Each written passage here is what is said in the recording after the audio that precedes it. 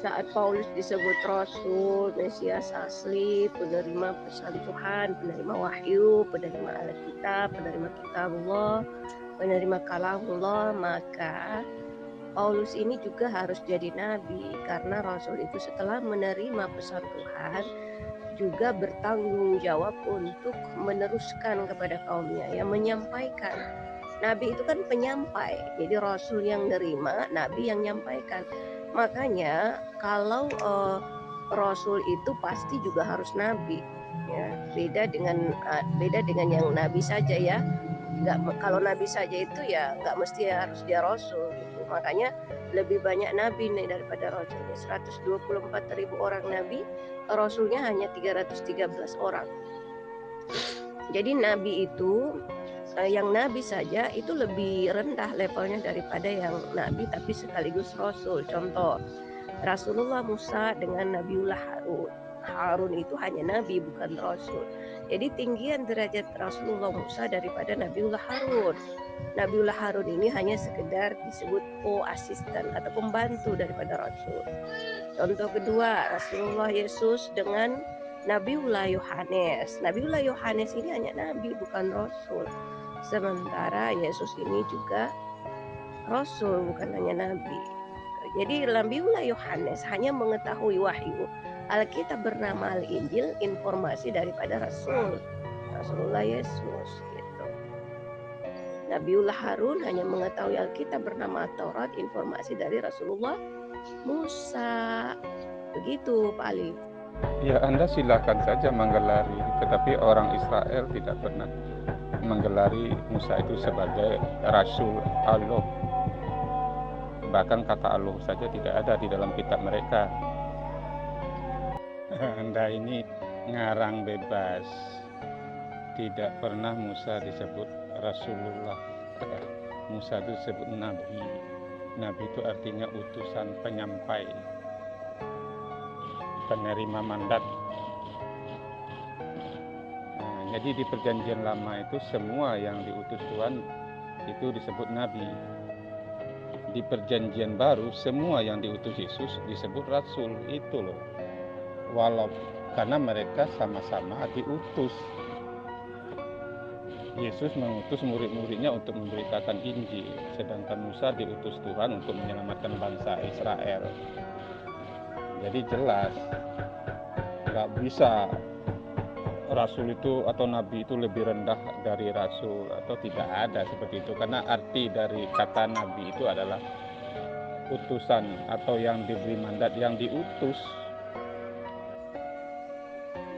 Ya, untuk itulah sebenarnya Pak Ali, sah-sah saja sih sebenarnya Anda mengutip atau mengambil istilah dalam Al-Quran, ya Pak, ya. Sah-sah saja, tetapi yang mau digunakan pada tempatnya. Lafal Nabi dan lafal Rasul itu kan lafal asli daripada Al-Quran, Pak. Itu bukan lafal Indonesia. Jadi kalaupun Anda ingin mengadopsi itu, Anda harus Indonesiakan dulu, Pak. Karena perjanjian baru itu tidak berbahasa asli yang mirip dengan dialek suku Quraisy bekas bagaimana bahasa Al-Quran, Pak. Jadi harus diindonesiakan dulu, Pak, sebelum Anda mengambil itu. Nah, kalau Indonesia Nabi itu, Pak, dari secara bahasa Nabi itu naba atau yang ditinggikan, Pak, yang dimuliakan atau istilahnya yang dimaksumkan, diurapi ataupun diislahkan. Ya, dicabut perangkatnya itu, perangkat membangkangnya itu dicabut. Makanya Nabi dan Rasul itu nggak ada yang pendusta, Pak. Apalagi disebut pembunuh seperti Paulus, kan nggak ada, Pak, Nabi dan Rasul seperti itu. Karena untuk membunuh, untuk berdusta saja itu udah dicabut, Pak. Nggak ada lagi kuasa dari para nabi. Itulah proses pengurapan itu seperti itu, Pak. Di situ ditarik tuh priwilnya, kan. Kemudian bahwa nabi itu Pak, kalau diindonesiakan adalah secara istilah, Pak. Tadi kan secara bahasa, ini secara istilah itu nabi itu harus nabi itu penyampai. Ya, jadi Rasul yang menerima, nabi yang menyampaikan, Pak. Ya, jadi kalau mengadopsi Allah, Pak, sekalian mengadopsi Dajjal, karena lafal Allah dan lafal Ad-Dajjal Al-Masih la'natullah alaih itu sejalan dengan lafal Allah adalah lafal dalam dialek suku Quraisy Mekah, Pak. Jadi kalau mengadopsi Rasulullah, Rasul Allah, maka adopsilah Rasul Ad-Dajjal Al-Masih, Pak. Ya, Rasulullah Yesus dengan Rasul Ad-Dajjal Paulus. Seharusnya itu kalau mau mengambil ataupun mengutip istilah, Pak. Jangan tanggung-tanggung, jangan setengah-setengah. Seperti dalam perjanjian baru hanya mengutip lafal kafir. Kenapa nggak mengutip lafal muslim, Pak? Kenapa nggak satu paket gitu? Kenapa hanya lafal kafir yang ada di perjanjian baru, nggak mengambil lafal muslim? Ada niat apa ini, Pak ya? Ada makar tipu daya di balik itu? Sebagai sarana takiyah, kamuflase ya, nyaru-nyaru gitu. Jadi pembaptisan, Pak ya, pemberian nama. Ya bukan hanya pemberian gelaran, Pak, tapi juga pemberian nama kepada para nabi, para rasul, Mesias asli itu langsung dari Tuhan, Pak. Langsung dari Tuhan Yesus yang membaptiskan gelaran maupun nama. Jadi bukan pada siapa yang Anda katakan tadi ya, Firaun atau siapa di zaman Musa. Jadi meskipun Firaun itu raja, dia nggak punya kapabilitas kewenangan untuk membaptiskan gelaran Rasul, gelaran Nabi kepada Rasulullah Musa wa Nabiullah Musa. Nggak ada itu, Pak. Apalagi membaptiskan nama gitu. Nama beliau-beliau itu Musa, Daud itu bukan pembaptisan dari orang tuanya, Pak. Gak ada Nabi dan Rasul dari 124.000 orang Nabiullah. 313 orang diantaranya juga Rasulullah. Nama dan gelaran beliau langsung dari Allah. Langsung dari Tuhannya Yesus. Gak ada, Pak, dari orang tuanya. Jadi Rasulullah Yasuah Al-Masih, Isa Al-Masih itu diberikan nama dari Tuhan, Pak. Bukan dari Bunda Maria, bukan dari Nabiullah Yohanes, bukan dari Nabiullah Zakaria, bukan. Ya bukan. Itu langsung dari Allah, Pak. Ya untuk itulah nggak masuk akal, Pak. Kalau para nabi, utamanya para rasul ya, dilarang untuk menikah, apalagi dilarang untuk beranak pinak, Pak. Karena ini harus memenuhi amanah sebagai khalifatullah. Kalau kita ingin meringan dalam mengemban amanah sebagai khalifatullah, sebagai gambar Tuhan, rupa Tuhan, wakil Tuhan di muka bumi ini, maka kita harus beranak pinak, Pak, supaya beban ini, amanah ini menjadi ringan. Jadi nggak masuk akal, Pak, ada Rasul, ada utusan Tuhan, ya, yang dilarang menikah sampai dilarang, ya bagaimana mau beranak pinak, Pak? Gitu. Ini perintah Tuhan loh. Masa Tuhan mengutus Rasulnya itu tidak untuk menjadi teladan? Bagaimana caranya menikah, bagaimana caranya mendidik anak, ya, bagaimana cara cara persetubuhan, ya, jima, koitus seperti itu, Pak. Itu semua ada aturannya, Pak. Dan yang menjadi role model itu adalah Rasul, Pak. Uswatun hasanah, gimana coba? Kan parah itu, Pak. Sementara giliran untuk yang penderitaan yang nikmat-nikmat ini dilarang. Wik-wik itu penuh kasih sayang. Itu bahasa kasih itu di situ yang jalan itu. Tapi giliran yang menderita, mencret, apa dan sebagainya, itu kok sah-sah saja ya. Logikanya di mana ini, Pak? Sebenarnya Pak Zainul, Yesus itu nggak pernah dituhankan. Yang ada itu ditumbalkan. Ya jangankan Yesus itu, Rasulullah Yesus itu diperlakukan sebagai Tuhan, Pak ya, di zamannya ya, sampai detik ini juga ya, bahkan diperlakukan sebagai binatang pun nggak layak. Jangankan diposisikan pada perannya sebagai sosok Nabi asli dan Rasul atau Mesias asli, adalah Rasulullah wa Nabiullah. Gak bakal diposisikan seperti itu. Jadi memang beliau itu senantiasa dihujat, kasihan. Sampai beliau gak ada di bumi pun masih terus dihujat. Dipaksa harus jadi Tuhan, sementara Yesus sendiri menuhankan Allah. Yesus itu menuhankan Allah. Allah yang disebut Tuhan. Paulus saja itu yang memaksa Yesus itu harus jadi Tuhan. Sementara Allah itu bukan Tuhan. Itu yang terjadi, bahwa kalau yang wafat martir, memang 313 orang Rasulullah itu nggak ada yang wafat martir. Beda dengan Nabi. Nabi itu banyak yang wafat martir. Itu perbedaan Rasul dan Nabi. Nah, untuk membuktikan kerasul palsuan daripada Paulus, maka dia mati dibunuh. Nah, itu bukan mati martir si Paulus itu. Itulah bukti kerasulan palsunya, kemesiasan palsu. Karena Rasul itu nggak pernah mati dibunuh, nggak ada yang mati dibunuh. Rasulullah Musa nggak mati dibunuh, ya Rasulullah Daud, Yesus, Rasulullah Muhammad nggak ada yang mati dibunuh, walaupun ditarget ya atau dicoba untuk dibunuh tapi nggak berhasil. Nah, beda dengan Paulus. Paulus ini bahkan maha benar tuh firman-Nya, perkataan Tuhannya Yesus yang menyatakan bahwa akan diputus tuh urat nadinya, ya betul kan? Urat nadi besar itu, aorta leher itu yang ditebas dengan Kaisar Nero itu. Nah, itu yang terjadi Pak Zainul. Saya tegaskan kembali Pak Ali, utusan itu secara global itu kita juga utusan Pak, kecuali Pak Ali nggak mengaku manusia ya. Ya wes, kalau memang Anda bukan manusia ya berarti Anda bukan utusan Tuhan. Ya, kalau saya kan manusia Pak, jadi utusan Tuhan sebagai rupa Tuhan ya. Marilah kita menciptakan manusia menurut gambar. Itu kan artinya ya, diberikan kewenangan kepada manusia ini untuk mengatur bumi gitu. Nah, diutuslah ke bumi Pak. Gitu. Jadi bukan malaikat yang diutus ke bumi sebagai gambar Tuhan Pak, nggak ada. Bukan jin, bukan tumbuhan, bukan hewan, apalagi batu. Nggak ada Pak ya yang memutarbalikkan fakta di sini. Yesus itu tetap pada kedudukannya sebagai Rasul dan Mesias asli. Sebagaimana Paulus juga tetap pada kedudukannya sebagai Rasul atau Mesias palsu. Nabi juga diurapi Pak, bukan hanya Mesias Pak, bukan hanya Rasul asli yang diurapi, Nabi asli juga diurapi Pak. Hanya perbedaan Rasul asli, Mesias asli dengan Nabi asli itu hanya pada penerimaan firman-Nya. Kalau Nabi saja itu nggak nerima firman Pak dari Allah langsung, dari malaikat Jibril ya, tapi yang Nabi saja seperti Nabiullah Yohanes itu menerima wahyu itu dari Rasulullah Yesus. Gitu, sesamanya manusia gitu. Itu Pak perbedaannya. Kalau yang disebut diurapi sama-sama diurapi Pak. Jadi Nabi dan Rasul itu nggak ada yang pendusta, apalagi sampai membunuh Pak, nggak ada. Jadi sahabat-sahabat Yesus, Hawariyun, Apostolos, Salyak itu berhasil dibunuh oleh Paulus, itu nggak ada Pak sejarahnya Rasul itu atau Mesias asli itu pembunuh. Jadi kenapa ada kalimat Pak? Akan banyak nabi-nabi palsu dan mesias palsu.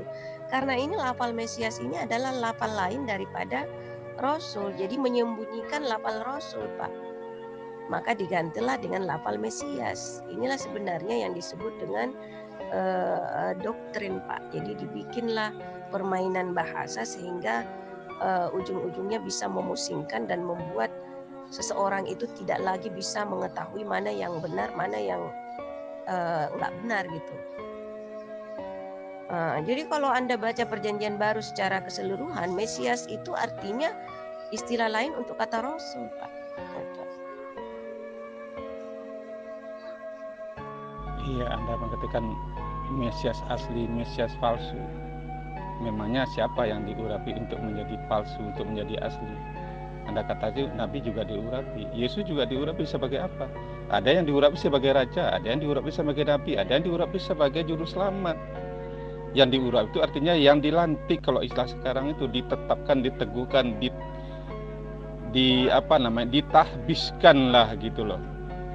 Jadi jangan Anda samakan nabi itu diurapi itu artinya nabi. Di sini aja Anda keliru banget loh.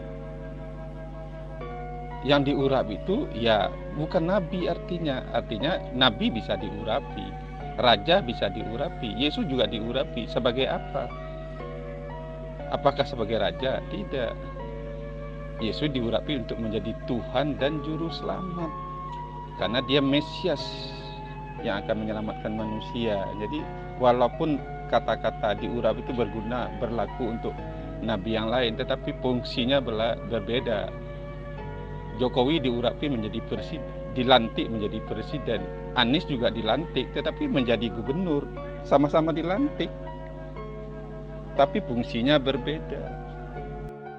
Kalau seperti itu pemahaman Anda, yang menjadi role model itu adalah Rasul untuk menjadi contoh teladan untuk mengajarin kita, bagaimana dengan Salomo, istrinya 1000, itu harus kita teladani itu.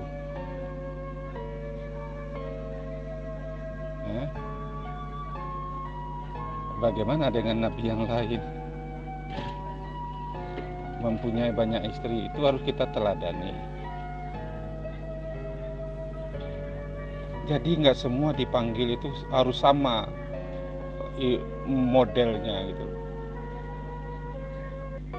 Ya, ada Nabi Hosea dipanggil untuk menjadi semacam semacam bentuk, semacam bentuk model.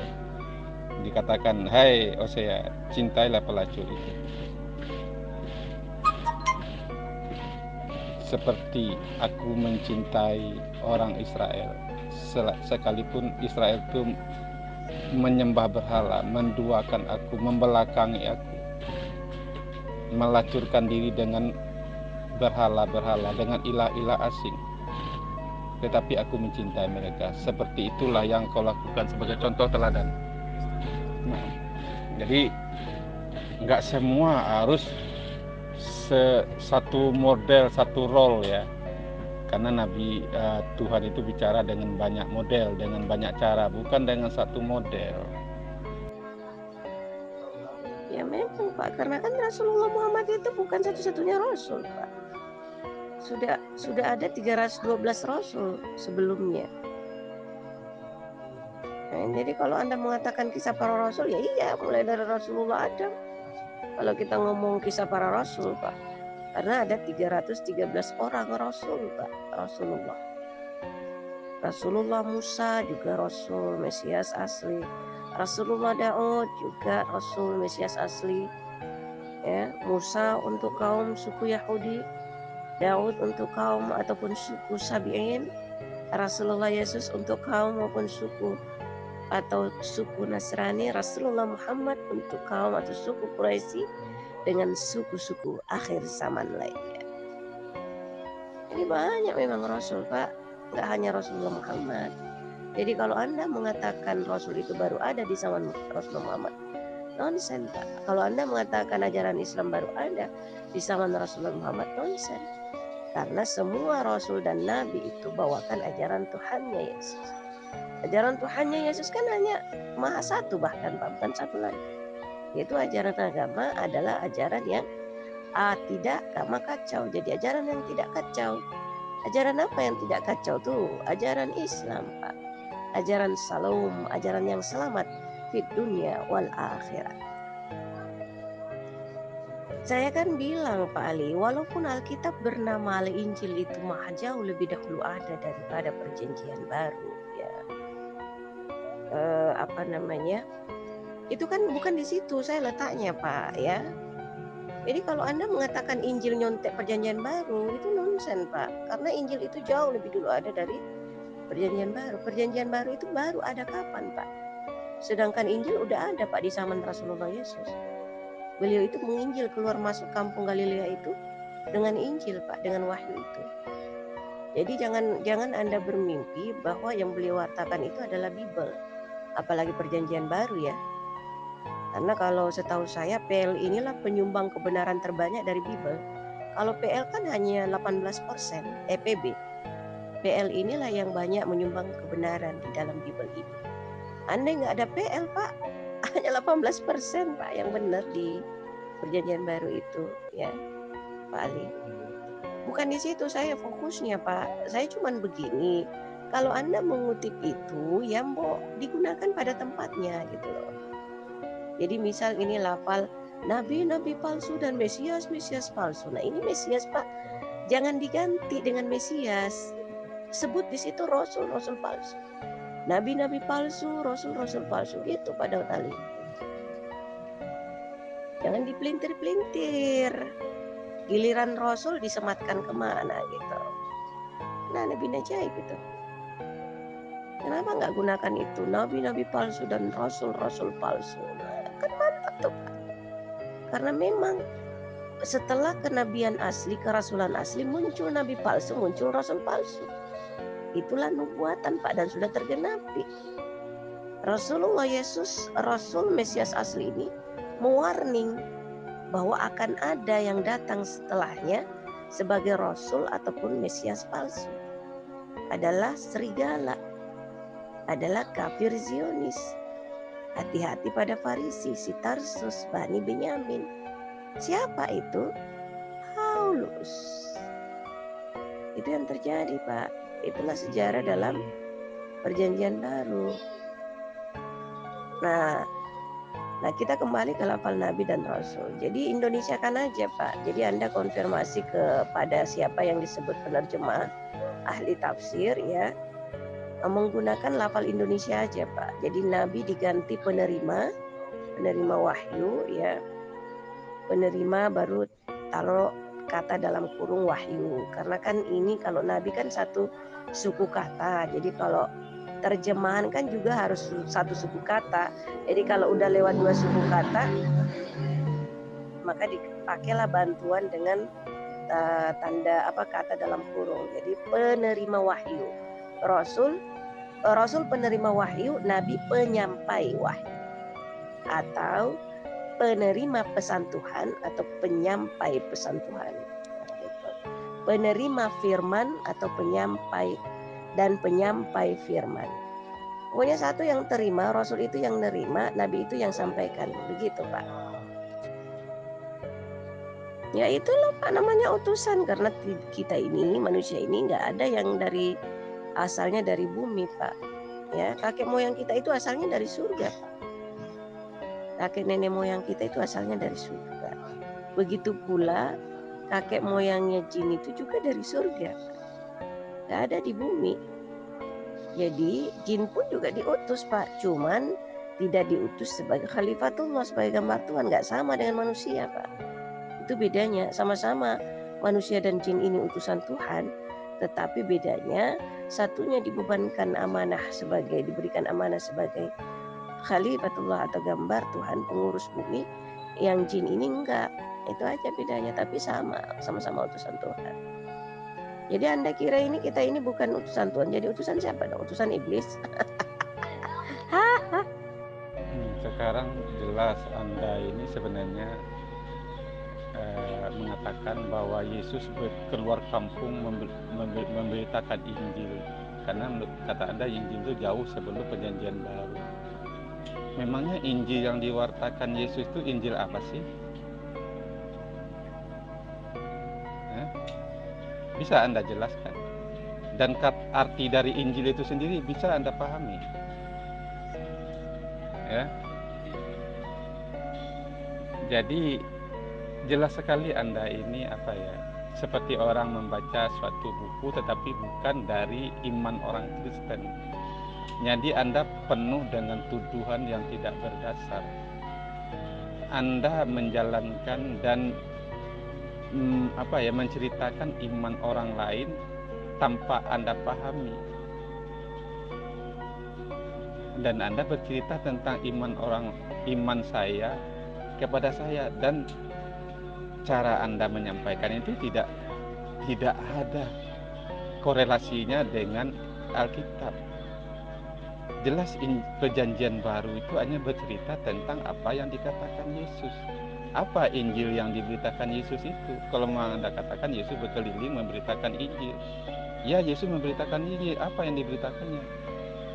Yesus hanya mengatakan Roh Allah ada padaku untuk memberitakan tahun rahmat Tuhan telah datang. Itulah yang diberitakan Yesus. Itulah yang disebut Injil. Yesus tidak bawa kitab tentang Alkitab. Yesus tidak menerima Alkitab lagi dari langit dari malaikat dari siapa. Memangnya Anda pikir Yesus menerima Alkitab, menerima Injil dari malaikat? Jadi kalau Yesus menerima Injil dari malaikat, Injil apa yang dibawa Yesus, yang diberitakan Yesus? Cobalah Anda jelaskan juga. Jadi Anda jangan menjelaskan apa yang tidak bisa Anda jelaskan gitu loh. Kalau kita berkiblat kepada bahasa Pak, apostolos ya, salia ke dalam Ibrani, apostolos Yunani dan Inggris ini Pak ya, itu merujuk kepada hawariyun Pak, ya bahasa Arabnya, merujuk kepada 12 sahabat Rasulullah. Jadi bukan merujuk kepada lafal Rasul Pak. Ya, lafal Rasul ini ya tidak sama dengan lafal apostol Pak, lafal asaliak dalam Ibrani. Makanya 12 sahabat Rasul hawariyun inilah yang dikenal dengan apostolos Pak, atau saliak. Nah Paulus tidak termasuk Pak di dalamnya. Gak ada apostolos itu bernama Paulus Pak, gak ada saliak bernama Paulus. Yang ada riwayatnya itu ya 12 sahabat Nabi, sahabat Rasulullah Yesus ini yang dikenal dengan apostolos dan saliak. Jadi hawariyun ini bukan rasul, dan Paulus juga bukan hawariyun Pak, apalagi rasul. Sebagai kualifikasi hawariyun saja Paulus ini nggak layak Pak. Gak ada kaplingan di situ Pak. Gimana coba? Tidak ada Pak Daud Ali saya mau menghujat, ngata-ngatain ataupun memfitnah Bible itu Alkitab. Jadi jangan mimpi Pak, Bible itu Alkitab. Ya.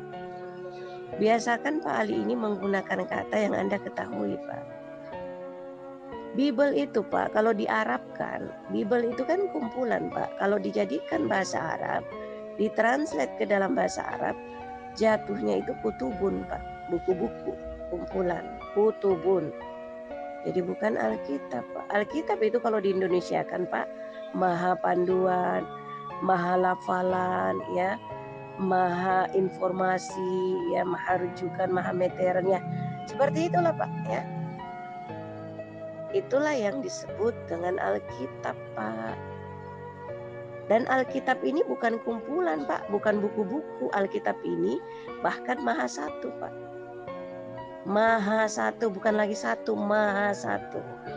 Jadi kalau di Inggris kan mungkin the great book, apakah great book, apakah ya seperti itu. Jadi maha satu, nggak ada Pak duanya, satu-satunya Pak yang Alkitab ini. Karena ini karya dari Tuhan Pak, karya dari Sang Maha Satu. Satu dan satu-satunya, satu dan tiada duanya, satu di atas segala yang satu. Jadi jangan mimpi Pak, Bible itu saya mau hujat, saya mau maki-maki, saya mau fitnah, saya mau tuduh-tuduh adalah Alkitab. Enggak Pak, saya akan memposisikan Bible pada tempatnya, tenang aja. Saya ini pakar Bible Pak, jadi tidak mungkin menghujat Bible, enggak mungkin Pak. Jadi Anda lagi berani-berani Pak Ali mengatakan tahu persis apa yang disebut Al-Quran. Bahkan Rasulullah Yesus itu nggak tahu loh tentang Al-Quran Pak. Jadi apalagi Anda Pak, jadi jangan sok-sokan melek Al-Quran Pak ya. Anda mengatakan tidak ada di dalam Al-Quran. Loh, Anda tahu apa itu Al-Quran Pak? Alkitab bernama Al-Quran itu maha tidak terbatas. Allah berfirman bahwa andai manusia ini mengambil air samudra, berkali-kali dikuras sampai habis Pak, untuk dijadikan tinta menuliskan Al-Quran, maka yakin Al-Quran tidak akan pernah habis dituliskan. Jadi kalau ada yang sinkron, ada yang sama dengan yang dituliskan di dalam Bible ini, maka itu juga Al-Quran Pak. Makanya ada perintah daripada Allah, ambillah yang sama, kita pegang ini yang sama Pak. Kenapa kita harus memperbesar yang disebut perbedaan kalau ada yang sama yang membuat kita harus bersatu? Gitu. Di dalam yang diklaim Al-Quran, yang kan klaim Tuhan dengan klaim yang bukan Tuhan kan berbeda Pak. Dan yang kita imani kan pasti klaim Tuhan, karena itu pasti yang maha benar, maha valid. Nah klaim Tuhan ini Pak, Al-Quran itu nggak terbatas Pak. Nah kalau klaimnya yang bukan Tuhan, manusia-manusia ini kan bukan Tuhan Pak. Rasulullah Yesus itu kan non Tuhan jenis manusia. Itu. Jadi klaim Rasulullah Yesus saja itu nggak bisa kita imani Pak. Karena beliau ini bukan Tuhan. Tapi Tuhannya Yesus lah, klaimnya Tuhannya Yesus yang kita imani. Imani mentah-mentah ya. Nah, Tuhannya Yesus ini mengklaim Pak, bahwa usah terlalu berbeli. Anda katakan Alkitab itu adalah kumpulan buku-buku, ya jelas Alkitab itu adalah kumpulan-kumpulan kitab. Sama juga dengan Al-Quran. Namanya Al-Quran artinya apa? Ya kumpulan bacaan loh. Memangnya Anda pikir apa artinya gitu loh. Jadi nggak usah. Kita bicara tadi tentang nabi, tentang rasul kata Anda, tentang Injil. Ya kelarkanlah satu-satu dulu supaya selesai gitu loh. Jangan kelihatannya itu padahal hal-hal yang sederhana tuh kayaknya sulit gitu loh. Ya enggak juga. Kalau memang mau disederhanakan, sederhananya Alkitab memang kumpul-kumpulan kitab kok. Al-Quran juga kumpul-kumpulan bacaan kok. Memangnya Anda pikir artinya apa gitu loh. Kalau mau dicari-cari gitu loh ya. Tapi kan Anda mengatakan Mesias itu artinya nabi. Rasul itu di bawah nabi itu di bawah rasul, tidak ada.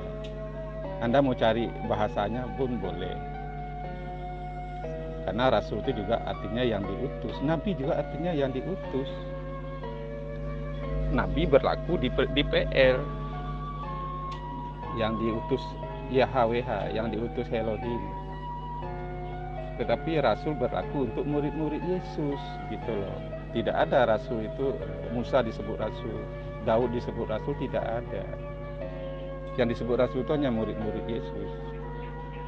Ya, mungkin di sini saya dan Anda berbeda.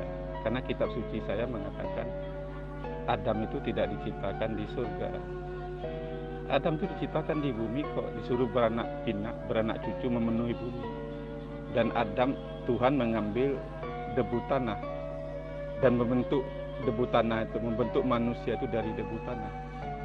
Lalu ditiupkan nafas hidup dan dibuat satu taman, namanya Taman Eden. Ditaruhlah manusia di tengah taman itu, dan dibawalah binatang-binatang yang ada di bumi ini dan dibawa ke hadapan Adam. Dan Adamlah yang menamai binatang-binatang itu, dan tumbuh-tumbuhan dan segala pohon, segala ikan di laut, itulah yang jadi makanan mereka. Jadi jelas mereka itu diciptakan di bumi. Karena binatang, ikan, tumbuh-tumbuhan itu adanya, lautan itu adanya di bumi, bukan di surga. Jadi dalam hal ini saja saya dengan Anda itu berbeda kok. Ya gimana Pak Daud Ali bisa murtadkan diri Pak kalau Anda nggak tahu caranya Pak? Ya, Anda tahu caranya saja Pak Ali, belum tentu Anda otomatis mampu melakukannya. Saya nggak yakin loh. Anda tahu bagaimana Paulus memurtadkan dirinya? Yudas memurtadkan dirinya, apa yang dia lakukan? Apakah itu mudah? Apakah Anda sanggup? Itu Pak Daud Ali, ya. Jadi saya nggak yakin Pak Daud Ali ini bisa memurtadkan dirinya, bisa mengeluarkan Anda mengeluarkan diri Anda dari sikon fitrah pabrikannya sebagai muslim, sebagai makhluk yang penurut, sebagai domba, sebagai makhluk dengan ruh yang suci dan jasad yang mulia. Jadi kalau Anda mengatakan kuasa memurtadkan dirimu, menajiskan ruhmu, menghina-hinakan jasadmu, ya buktikan. Kamu tahu caranya tidak? Kalau kamu tahu caranya, beritahu saya, supaya saya membenarkan kalau benar, kalau masih keliru saya koreksi gitu, supaya kau tahu caranya. Ya, jadi Tuhannya Yesus ini mengklaim Pak bahwa apapun disebut bercover apapun, mau cover kuning, mau judulnya Holy Ghost, mau judulnya apa, kalau itu sinkron dengan yang disebut 6236 ayat Pak. Nah itu juga Al-Quran Pak. Ilmu kedokteran juga Al-Quran Pak. Ilmu politik juga Al-Quran Pak. Jadi semua fatwa-fatwa ulil amri Pak, para pakar dari sejak zaman salaf sampai zaman khalaf, terdahulu dan terkemudian, itu semua juga Al-Quran Pak. Termasuk yang disebut dengan hasil-hasil keputusan daripada yang disebut gereja atau eklesia Pak, atau jemaah. Nah, ini. Jadi kalau dalam bahasa Arabnya gereja itu, eklesia itu Pak, ulil amri.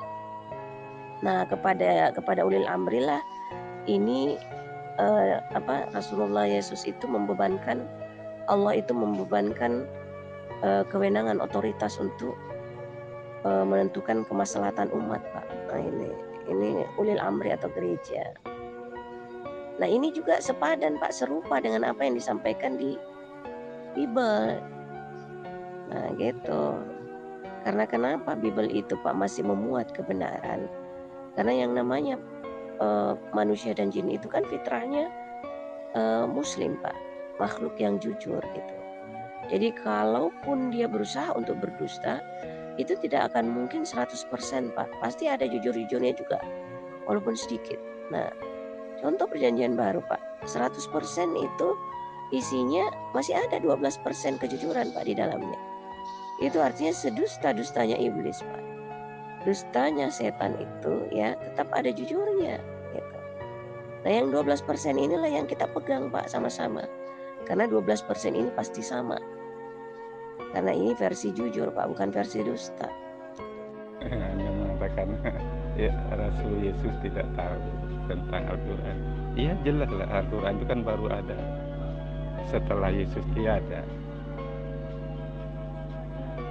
Iya enggak? Kalau Anda katakan saya tidak tahu Al-Quran, ya mungkin ya tidak tahu semua lah. Tapi paling nggak ada hal yang saya tahu juga lah. Jadi jelas ada keliru di sini. Anda mengatakan Yesus memberitakan Injil, bawa Injil, nenteng Injil, memangnya Yesus membawa kitab Injil. Anda mengatakan, oh sebelum Alkitab Perjanjian Baru ada, sudah jauh Injil sudah ada sebelumnya.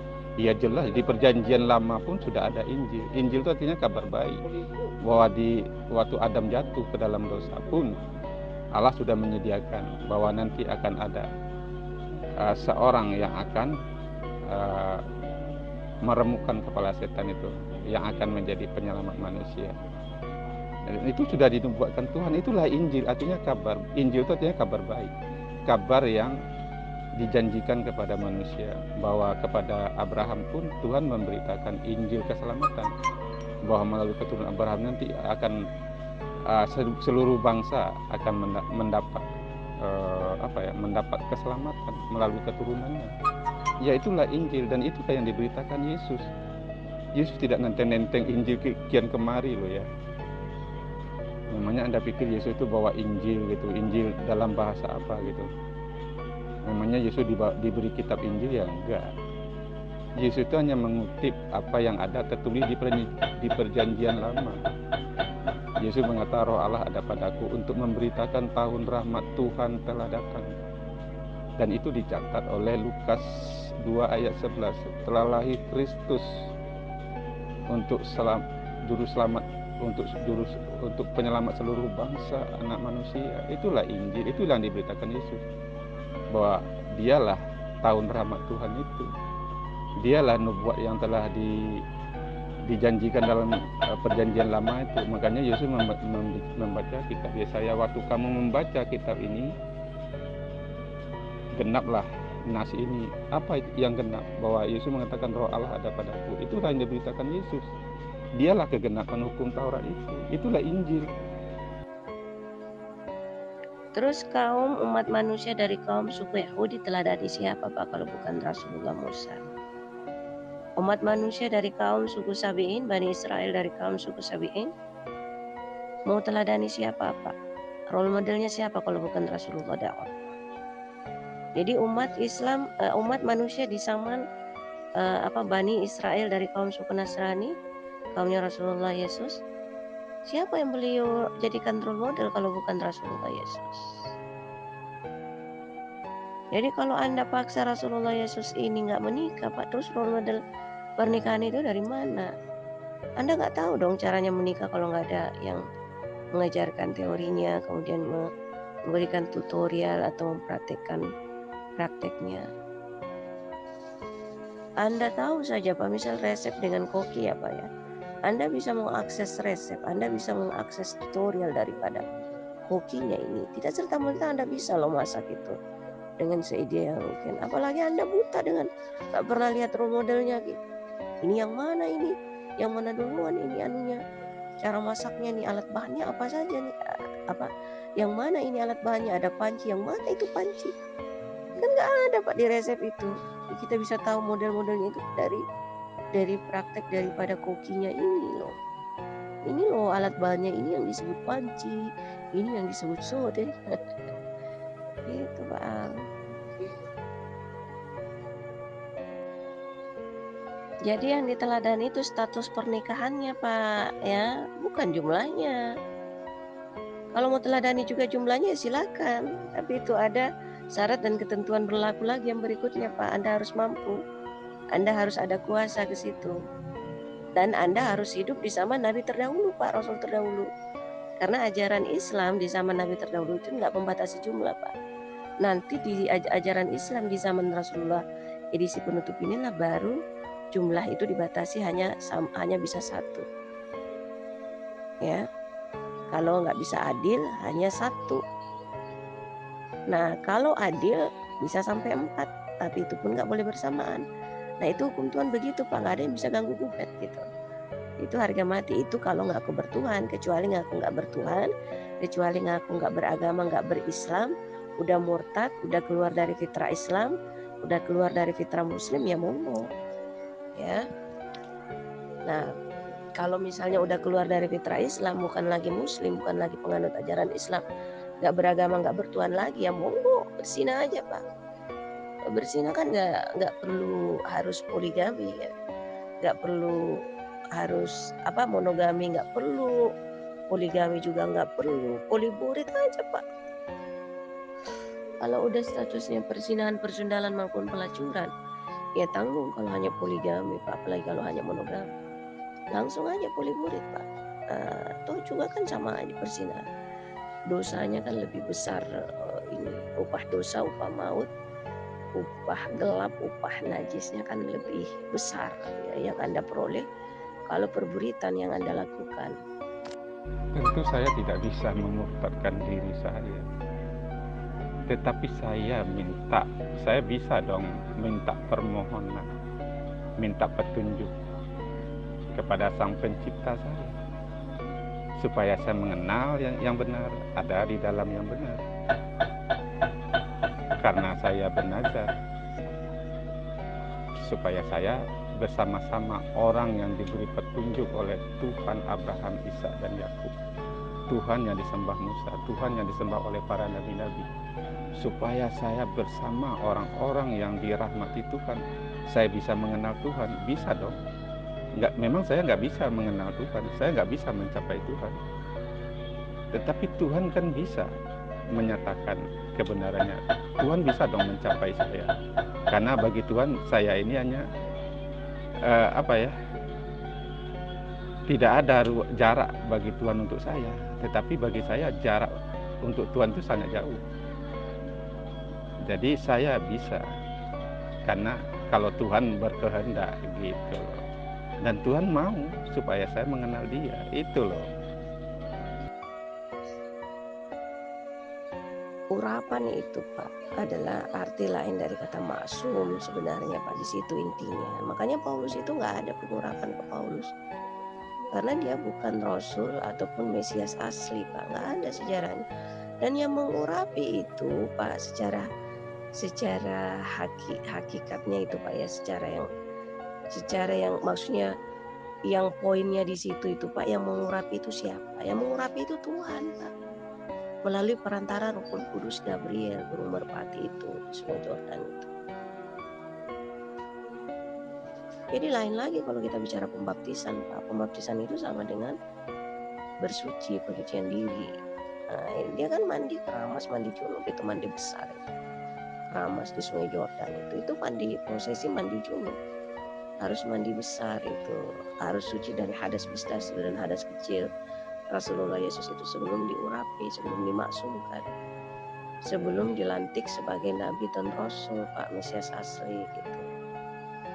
Nah kalau Anda ngotot mengatakan Paulus itu juga rasul atau Mesias asli, lalu kapan dia mengalami prosesi seperti yang dialami Yesus gitu? Kapan Paulus ini dibaptis, ya? Kapan dia mandi besar, mandi junub seperti Rasulullah Yesus, kemudian diurapi? Pernahkah Paulus mengalami prosesi seperti ini Pak? Nggak ada. Kita tekankan itu dulu Pak. Kalau yang seperti raja apa dan sebagainya lebih-lebih lagi Pak. Rasulullah Yesus itu bahkan nggak pernah jadi dilantik jadi raja. Jadi kita nggak ngomong ke sana ya. Kita poinkan dulu antara Yesus dan Paulus. Siapa yang beneran Rasul Mesias asli di sini Pak? Rasulullah Yesus apa Paulus? Siapa yang menjalani prosesi pembaptisan kemudian diurapi atau dimaksumkan atau ditarik free will-nya Pak? Ya. Gak ada lagi kemampuan Yesus untuk membangkang. Dia nggak mungkin punya kuasa untuk mengoleksi upah maut, upah dosa ini Pak. Gak ada kuasa dari itu. Karena udah dicabut Pak. Gak ada aplikasi atau perangkat lagi untuk bisa lakonin itu. Role model itu bukan pribadi orangnya. Ya, role model itu bagaimana dia mengajarkan hukum kepada manusia. Dan bagaimana Musa mengajarkan hukum-hukum Tuhan, itulah role modelnya. Teladannya firman Tuhan, bukan pribadi perorangan, begitu loh Mbak. Jadi kalau misalnya Musa, berapa istri Musa? Apakah itu role model? Abraham, berapa istri Abraham? Apakah itu role model? Salomo, berapa istri Salomo? Apakah itu role model yang harus ditiru? Bukan itu maksudnya. Tuhan itu tidak berbicara dengan satu cara, Mbak. Tuhan itu berbicara dengan banyak model, dengan banyak role model, dengan banyak contoh, dengan banyak cara. Dari zaman Adam, bagaimana Tuhan itu menciptakan manusia itu sepasang. Begitulah modelnya manusia itu berkembang biak. Bukan antara laki-laki dan laki-laki, antara laki-laki dan perempuan. Dua menjadi satu, beranak cucu berkembang biak. Itulah role modelnya dari pertamanya begitu. Role model sudah ditetapkan Tuhan itu laki-laki dan perempuan itu diciptakan satu pasang, satu wanita untuk satu pria. Dan satu pria untuk satu wanita, itulah role model yang sudah ditetapkan. Bukan pribadi orang per orang. Nanti Salomo mempunyai suami istri 1000 terus kita itu menjadi model, enggak. Modelnya ialah apa yang sudah ditetapkan Tuhan. Injil Tuhan ya Pak, siapa lagi? Injil Allah. Jadi Taurat itu Taurat Allah, Taurat dari Tuhannya Musa, ya Taurat dari Tuhannya Yesus, ya. Injil Allah Pak, Injil Yahweh, Injil Hasem, nah itu. Injil Elohim, Injil Elroy, Injil El Shaddai, Injil El Olam, kan itu nama dan sifat dari Tuhan.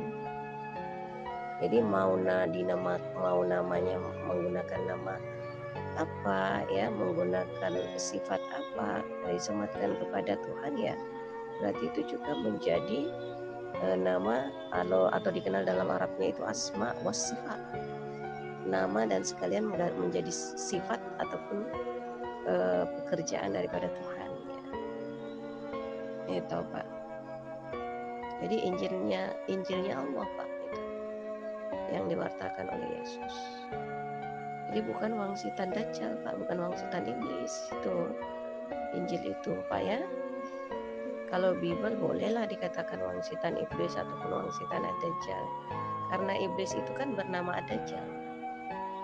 Iblis itu kalau dari jenis manusia Pak, itu nama baptisan dari orang tuanya itu Yudas. Tapi nama baptisan dia setelah itu kan Yudas itu kan nama sebelum dilantik iblis. Ya, dia masih belum murtad di situ. Setelah dia murtad barulah dilantik dibaptiskan gelaran iblis, kemudian sekalian dibaptiskan juga nama Dajjal. Nah, jadi Yudas ini nama baptisan daripada Allah, daripada Tuhan itu Dajjal Al-Masih la'natullah gitu. Kalau iblis jenis jin, dahulunya sebelum dia murtad itu namanya cantik Pak, bagus-bagus, Azazil, Al-Harits dan lain sebagainya. Tapi setelah murtad nggak ada lagi tuh penyampaian tentang namanya. Baptis tidak samalah dengan mandi junub. Baptis itu mempunyai arti. Ya, kalau kita misalnya dibaptis ini kan ada baptisan tanda pertobatan, baptisan Roh Kudus, baptiskan api. Karena waktu Yesus minta dibaptis oleh Yohanes, Yohanes menolak, tidak layak. Bahkan Yohanes Pembaptis waktu melihat Yesus, dia berkata, lihatlah anak domba Allah yang menghapus dosa dunia. Aku membaptis kamu dengan air, tetapi dia, yaitu Yesus, akan membaptis kamu dengan Roh Kudus dan api. Jadi jelas Anda tidak paham itu. Jangan Anda mengajari orang Kristen. Anda itu diminta bahkan oleh kitab suci Anda. Kalau Anda tidak mengerti tentang iman, tentang Tuhan, tentang bagaimana Allah itu, Anda harus belajar kepada orang yang mempunyai kitab. Jangan Anda mengajari orang yang punya kitab. Nggak bisa, Anda tidak paham kitab orang. Anda hanya bisa belajar dari kitab yang saya pegang. Jadi bukan Anda yang mengajari saya yang harus mengajari Anda. Karena baptis itu ada banyak arti. Baptis itu juga kita menguburkan hidup kita yang lama, makanya dilambangkan dengan tenggelam masuk ke dalam air, mati bersama Kristus dan bangkit bersama Kristus, mati bagi dosa, hidup bagi Allah. Makanya menjadi ciptaan baru di dalam Yesus, menjadi anak Allah. Jadi baptis itu sangat sakral, karena barang saya percaya dibaptis selamat. Baptis itu melambangkan iman bahwa kita mati bersama Yesus dalam kematian, dalam baptisan itu. Menguburkan hidup lama kita, manusia lama kita. Kita bangkit sebagai anak Allah. Karena barang siapa yang menerima Yesus diberi kuasa oleh Yesus menjadi anak Allah. Jadi baptis itu bukan sekedar mandi besar, kata Anda itu mandi junub. Enggak seperti itu. Karena kita menjadi ciptaan baru di dalam Yesus. Karena siapa yang di dalam Yesus, dia ciptaan baru. Yang lama berlalu, yang baru datang. Jadi ketika kita keluar dari baptisan, kita menjadi anak Allah, menjadi anak Tuhan di dalam Yesus Kristus. Jadi Anda jangan mengajari saya lah yang harus mengajari Anda tentang iman Kristen, ya. Anda tidak mengerti apa-apa tentang iman Kristen. Ya, dari sini pun Anda gagal paham. Injil itu dari Allah, seolah Injil itu sebuah kitab. Injil itu nama. Kenapa disebut Injil? Dalam bahasa aslinya itu Evangelion, kabar baik. Jadi kabar baik itu bukan kitab, suatu kabar yang dijanjikan Tuhan. Apa kabar baiknya? Manusia berdosa itu dijanjikan penebus. Nah, waktu Yesus datang, Roh Allah ada padaku untuk memberitakan tahun rahmat Tuhan. Injil itu ialah tahun rahmat Tuhan telah datang. Sebab hukum Taurat datang oleh Musa, kasih karunia datang oleh Yesus Kristus, itulah Injil. Jadi Yesus tidak nenteng-nenteng Injil Tuhan gitu loh, seperti yang dalam pikiran Mbak itu. Jadi Mbak jelas gagal dalam hal ini memahami tentang arti dari Injil itu sendiri. Mbak nggak paham, seolah Injil itu adalah sebuah kitab. Injil itu bukan sebuah kitab yang ditenteng oleh Yesus. Injil itu ialah suatu janji Tuhan, kabar keselamatan yang dijanjikan Tuhan. Itulah Injil, artinya kabar sukacita, kabar baik. Itulah yang ditulis oleh kabar baik, itulah yang ditulis oleh Matius, Markus, Lukas, dan Yohanes. Dan Yesus sendiri memberitakan Injil itu ialah memberitakan ini loh, bahwa saya lah, Roh Allah ada pada saya untuk membebaskan. Saya datang untuk orang berdosa. Saya memberi hidup yang kekal, saya roti yang turun dari sorga. Sayalah kebangkitan dan hidup, sayalah jalan kebenaran. Dan itulah yang diberitakan Yesus, itulah Injil yang diberitakan Yesus. Bukan kitab Injil yang Tuhan berikan kepada dia, tetapi nubuatan tentang Mesias, tentang siapa Yesus, itulah yang diberitakan Yesus. Dia yang apa yang tertulis, kan Yesus, kamu berpikir dalam kitab Tauratmu, dalam kitab para nabi dan tertulis tentang saya, gitu kata Yesus. Kalau Allah itu adalah Bapakmu, seharusnya kamu mengasihi saya, kata Yesus. Tetapi kenapa kamu membenci saya? Padahal dalam kitab-kitabmu tertulis tentang siapa saya, gitu loh. Itulah yang diberitakan Yesus.